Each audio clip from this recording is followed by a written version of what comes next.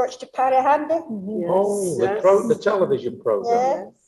So that still sits there. It's still there, and that brings back lots of memories of Lots that of show, because it was a great show, wasn't it? Beautiful. I Yeah, really liked yeah. that show, and I liked it there. And they hadn't been back for a long, long time. Then we went a bus tour to Dunoon, and one of the day trips was to Inveraray. And I was so pleased because I'd never been back to it since all that time. So I went back to Dunoon again with my auntie, and we went up, and there's a great jail in Dunoon, you know. And they're not prisoners in it now, but they have a lot of information. And they tell you, you look in this book what names were, what they were and what they weren't. And my auntie was with me, her maiden name was there, and they were all crooks. Well, Aegis, can I say, we're ever so glad they let you out. This afternoon. Then, During the pandemic, Aegis, I know that you've used the services of Capitol Theatres, yes, and you've used Forget Me Notes, and you've valued them an awful lot during this time. I did. Why has the support that Dawn and Capitol Theatres and Forget Me Nots been so important to you during this time? Oh, well, because I was very high risk and had to shield an awful lot. And it was great to have you and Paul running the Forget Me Nots on Zoom. Not very good at work on my computer then, but I've gotten really used to it now. And we had it twice a week, Zoom, which was very good. And Alan and Peter really, Paul, and all the choir were a great help to me, just got me through that very well. And then we got in touch with Dawn. So Dawn's a wonderful person. She works for Capitol Theatres. And we've all joined now together, sort of, haven't we? Yes, we do quite a bit together. We did quite a bit together. And that's lovely. And I've done things with the Forget Me Notes I've never done in my life before. You took us, we were on Radio 4. We have, yeah. We were on the stage in the festival theatre, singing. And we're here. We're here this afternoon. We're here, but this is Kings. Yeah. In the festival I do remember there's Alan sometimes.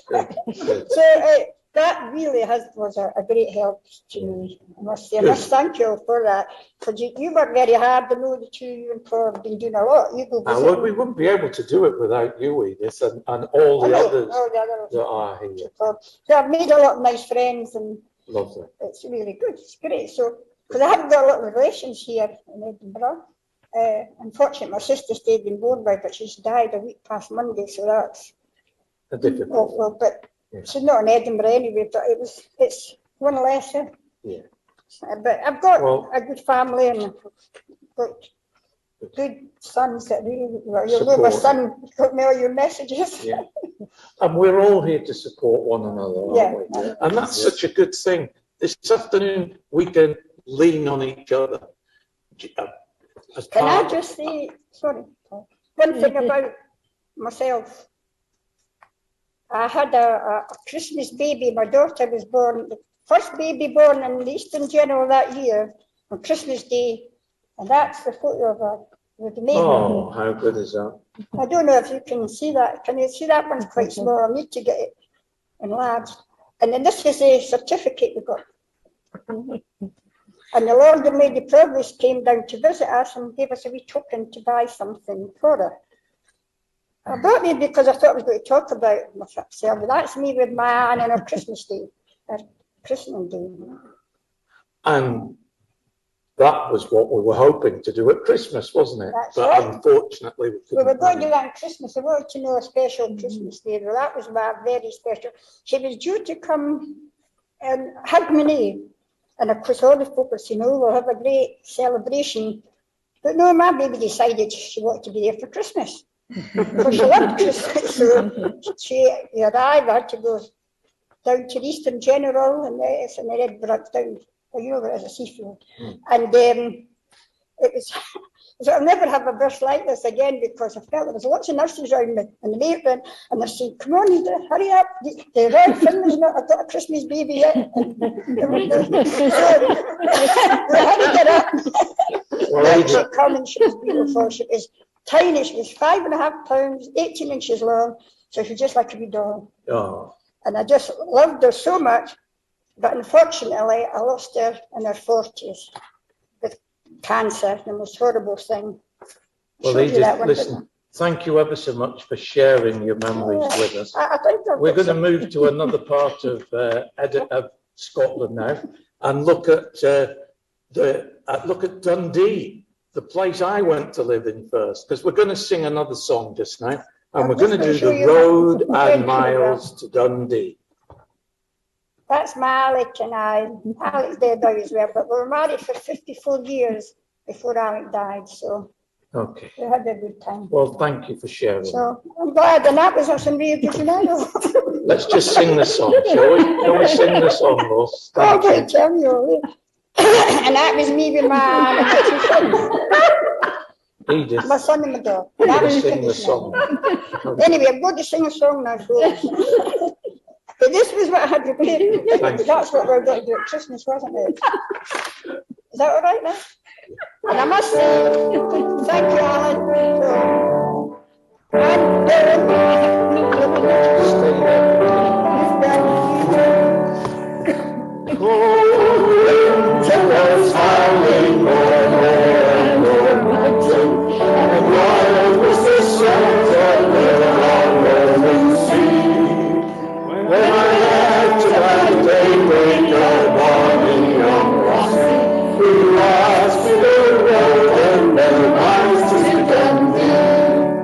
Stay there.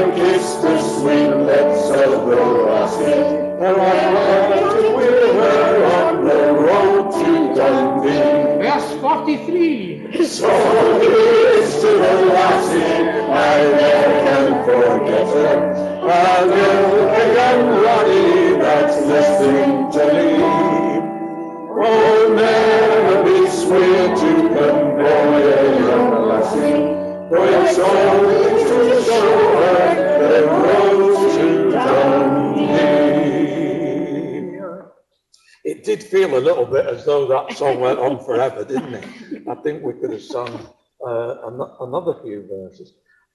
Another person to introduce to you as part of our choir is Amelia. Hello. Amelia, I know that you live in Edinburgh, but actually have family in Glasgow too. Cities that are both very different in culture and setting. What is it about both Glasgow and Edinburgh that appeals to you? Well, I've been going back and forward to Glasgow ever since my daughter decided to live in Glasgow, which was a long time ago. It's well over 35 years. And she found a husband and they decided to stay in Glasgow. And my husband and I used to go through, once in a blue moon. I mean, his effect was the best thing out of Glasgow is the road coming back, the bus coming back to Edinburgh. But that changed when my daughter had her first child.